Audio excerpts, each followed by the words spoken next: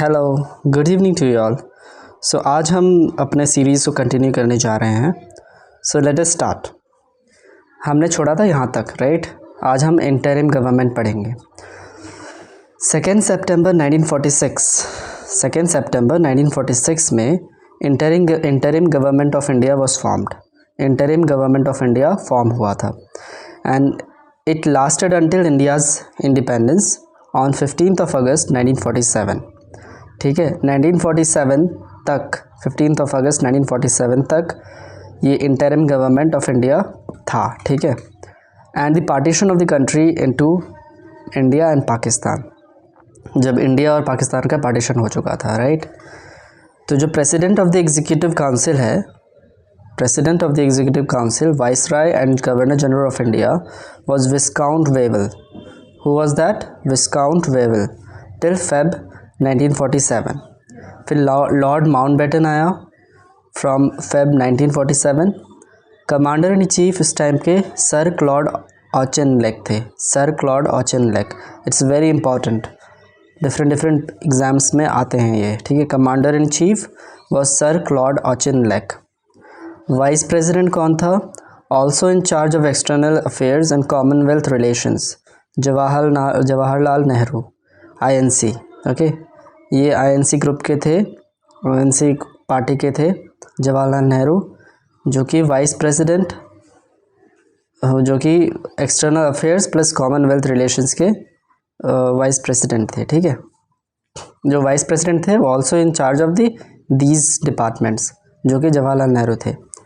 Home affairs and information broadcasting कौन था? Home affairs, information and broadcasting के सरदार वल्लभ भाई पटेल जी, जो कि INC के थे।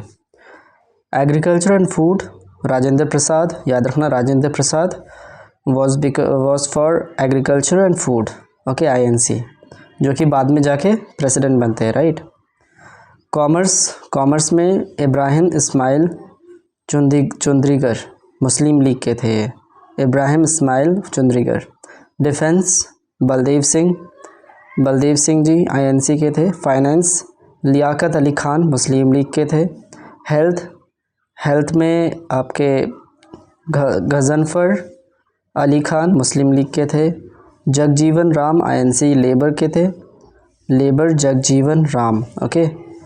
लॉ जोगेंद्र नाथ मंडल, मुस्लिम लीग के थे, जोगेंद्र नाथ मंडल लॉ के। Education and arts C Rajagopalachari INC के थे, C राजगोपालाचारी INC के थे, education and arts. Railways and communication post and air Abdul रब निश्तार, मुस्लिम लीग के थे। Railways and communication post and air Abdul रब निश्तार, ओके, रब तो ऊपर रहते हैं, तो एयर, पोस्ट, कम्युनिकेशन, रेलवेज है ना, तो मुस्लिम लीग के। Industries and supplies John Mathai INC, industries and supplies के लिए supply Mathai, okay, John Mathai INC। फिर हमारा ऑब्जेक्टिव रिजोल्यूशन आया 13 दिसंबर 1946 में। Objective resolution was presented by Jawaharlal Nehru. Jawaharlal Nehru ji ने ऑब्जेक्टिव रिजोल्यूशन को प्रेजेंट किया before the constituent assembly, okay. On 26 जनवरी 1947 में objective resolution was accepted by the constituent assembly.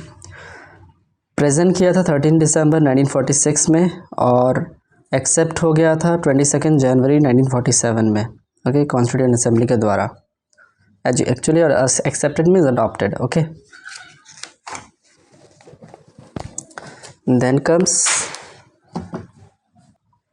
committees of the Constituent Assembly, okay. The Constituent Assembly of India formed 8 major committee and 13 minor committees, ठीक है। ये बहुत important है, हर एक exam में आता है, ठीक है। जस्ट इसको 3-4 बार इस वीडियो को देख लेना, बढ़िया से एकदम मस्त तरीके से याद हो जाएगा, कोई प्रॉब्लम नहीं होगा। So the Constituent Assembly of India was formed 8 major and 13 minor committees, ठीक है। तो 8 मेजर जो हैं, बेसिकली इसको तो याद ही कर लेना 8 मेजर को, 13 भी इम्पॉर्टेंट है बट 8 तो बिल्कुल इम्पॉर्टेंट है, ठीक है, मुँह ज़बानी होनी चाहिए। So committee union power committee, Jawaharlal Nehru head, कौन था? Jawaharlal Nehru head. Union states committee, तो ये union states committee, union powers committee, union constitution committee, states committee, ये तीनों की तीनों जवाहरलाल नेहरू जी, याद रखना यूनियन से जवाहरलाल नेहरू, ओके। सरदार पटेल जी, सरदार पटेल वल्लभ भाई पटेल जी, ये थे प्रोविंशियल कॉन्स्टिट्यूशनल अमेंडमेंट कमेटी के थे, प्रोविंशियल, ओके, प्रोविंस, तो उन सबको जोड़ने का काम किया था इन्होंने, यूनिटी, है ना। So this is how we can learn it, that provincial constitution committee, Sardar Patel. Advisory committee on fundamental rights, minorities and tribal and excluded areas, है ना। तो जितने भी fundamental rights, minorities, tribal and excluded areas, advisory committee जो है वो Sardar Patel ji, okay. And then after drafting committee, that is doctor B R Ambedkar. Rules of procedure committee, doctor Rajendra Prasad, and steering committee, doctor Rajendra Prasad, because he was the president that time, right. So rules of procedure committee and steering committee, दोनों committee के doctor Rajendra Prasad, okay, got it, जो चला रहे थे, वाहक थे, है ना। Now comes minor committees of the constituent assembly. So definitely in सबको याद कर लेना अच्छे से। और माइनर कमेटी में क्या क्या है? Finance and staff committee, doctor Rajendra Prasad. Ad hoc committee on the national flag, the doctor Rajendra Prasad, है ना। Ad hoc committee on national flag, doctor Rajendra Prasad. Alladi Krishna Swami Ayyar from for credential committee, credential से कृष्णा अय्यर, ओके, क्रेडेंशियल कृष्णा, क्र याद रखना। House committee B Pattabhi Sitaramayya, एक मूवी है ना सीतारामैया, समथिंग लाइक दैट, तो हाउस के बारे में होता है, घरेलू, तो इस हिसाब से याद रख सकते हो। House committee B Pattabhi Sitaramayya. Then committee on chief commissioners province B Pattabhi Sitaramayya, है ना। Committee on chief commissioners provinces B Pattabhi Sitaramayya. Doctor K M Munshi, order of business committee, order of business Munshi ji, है ना। मुंशी जी क्या करते हैं? बिजनेस करते हैं, तो order of business committee, doctor K M Munshi. G V Mavalankar, committee on the functions of the constituent assembly, constituent assembly के functions के लिए जो कमेटी होगी वो है जी वी मावलांकर, याद रखना, G V Mavalankar, committee on functions of the constituent assembly. S Varadachariar, ad hoc committee on the supreme court, supreme court का एडहॉक कमेटी कौन है? S Varadachari, okay, S Varadachariar ad hoc committee of citizenship. Expert committee on financial provinces of the union constitution, Nalini Ranjan Sarkar, Nalini Ranjan Sarkar, okay. Expert committee on the financial provinces of the union constitution, Nalini Ranjan Sarkar. S K Dhar, linguistic provinces commission, एसकेधर जो है linguistic provinces commission. Jawaharlal Nehru, special committee to examine the draft constitution, Jawaharlal Nehru जो है special committee to examine draft constitution. And जो उषा नाथ सेन है, press gallery committee, याद रखना, उषा तो राहत, राइट, जो कि प्रेस रिलीज करती थी, रेडियो वेडियो, तो उससे याद रखना, प्रेस गैलरी कमेटी उषा नाथ सेन, ओके, उषा नाथ सेन। तो आई होप ये सब अच्छे से याद करने की कोशिश करना, बिकॉज एग्जाम्स में डायरेक्टली पूछे जाते हैं, like credential Krishna, okay, house Pattabhi Sitaramayya, order of business K M Munshi. So like that, just remember all this thing with the tricks, okay, whatever I told you, okay. So this is how you have to learn it. Now comes drafting committee, which was very important committee. So drafting committee के chairman कौन थे? Doctor B R Ambedkar ji. ये setup हुआ था 29 अगस्त 1947 में। Total members of drafting committee were 7 थे, okay, 7 थे total members drafting committee के, ओके, टोटल मेंबर्स वर 7। और कितने दिन लगे थे? 141 डेज लगे थे लगभग। अक्टूबर 1948 में बन चुका था। तो chairman doctor B R Ambedkar, also known as modern Manu और मॉडर्न मैन कहते थे उनको। और कौन कौन थे मेंबर्स? अल्लादी कृष्ण स्वामी अय्यर, है ना, जो क्रेडेंशियल कमेटी के थे। N Gopal Swami Ayyangar, Mohammad Saadulla Khan and B L Mitter, okay, B L Mitter बाद में जाके रिप्लेस हो गए थे एन माधव राव से। And Alladi Krishna Swamy D P Khetan बाद में रिप्लेस हो गए थे टी टी कृष्णामाचारी और K M Munshi, order of business committee, right. So these were the 7 committee members, okay. now come to the this drafts of constituent assembly, okay, draft of constituent assembly. 21 Feb 1948 first draft was published. पहला draft publish हुआ था 21 Feb 1948, very important. It took 8 months for the people of India to discuss. 8 महीना लग चुका था for the people of India to discuss it. And 4 November 1948 में B R Ambedkar introduce the final draft before constituent assembly.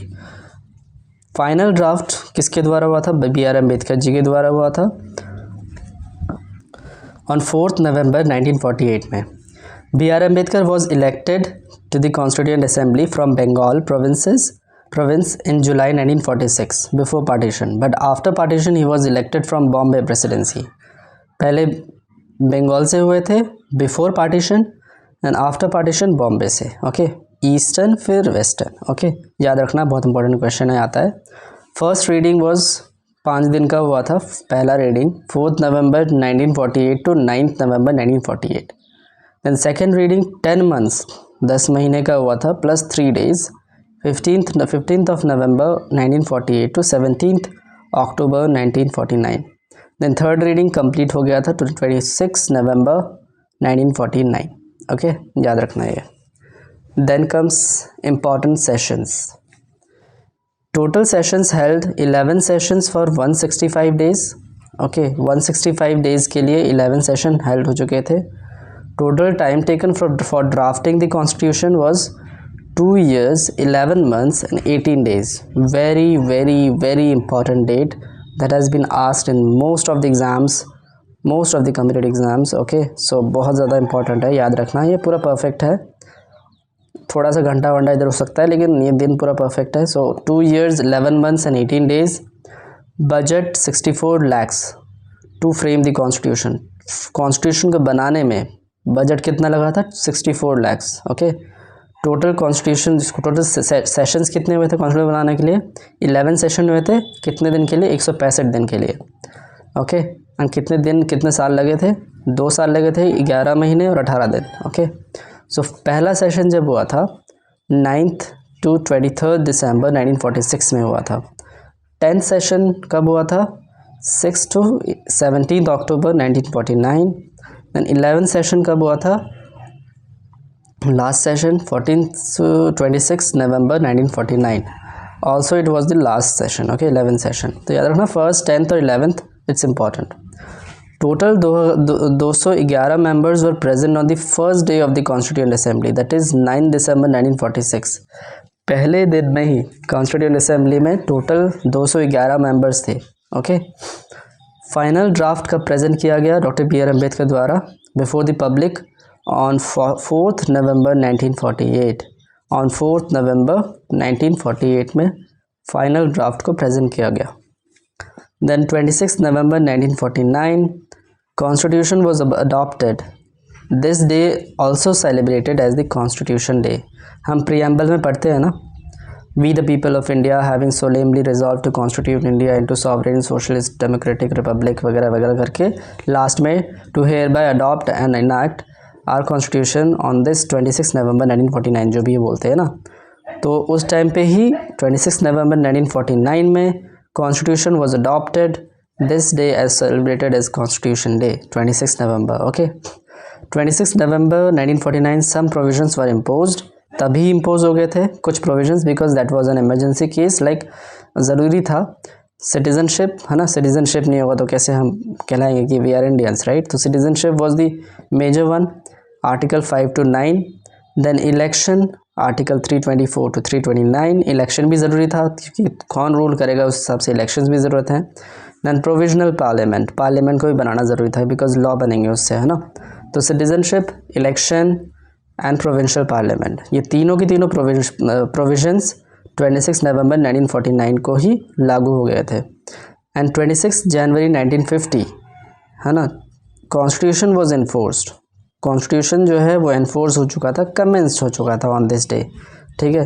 Hence this day is celebrated as the republic day of India. इसी कारण से इस day को Republic day of India कहलाया जाता है। Reason क्या है फॉर चूजिंग दिस डेट? क्योंकि इसी डे में ऑन द सेम डे 1930 पूर्ण Swaraj day was celebrated.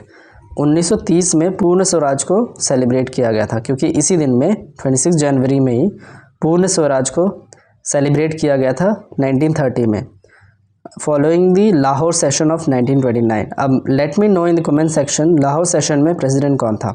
So Lahore session 1929 में पूर्ण स्वराज को सेलिब्रेट किया गया था। इसी कारण से 26 जनवरी को चूज़ किया गया फॉर द एनफोर्समेंट और commencement of the constitution, and thus we celebrate the republic day of India, right. जो चलता है ना पूरा एकदम झांकी वाँकी सब कुछ, सो उसी दिन में ही हमारा हुआ था।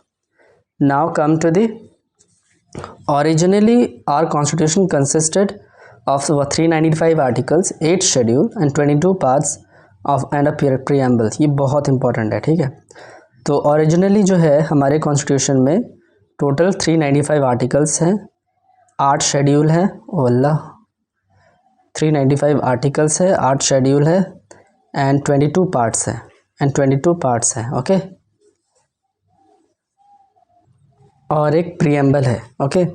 सो functions of the constituent assembly का फंक्शन क्या होगा? It acted as a law making body to legislate. Constituent assembly पहले लॉ मेकिंग बॉडी से एक्ट करता है टू लेजिस्लेट, जिसमें G V Mavalankar was the first speaker of the Lok Sabha, okay. First speaker of the Lok Sabha was G V Mavalankar. It acted as a constitution making body, temporary president before election Sachchidananda Sinha हुए थे, then president after election Rajendra Prasad ji हुए, vice president V T Krishnamachari and H C. Mukherjee, okay. ये question बहुत important है, ठीक है।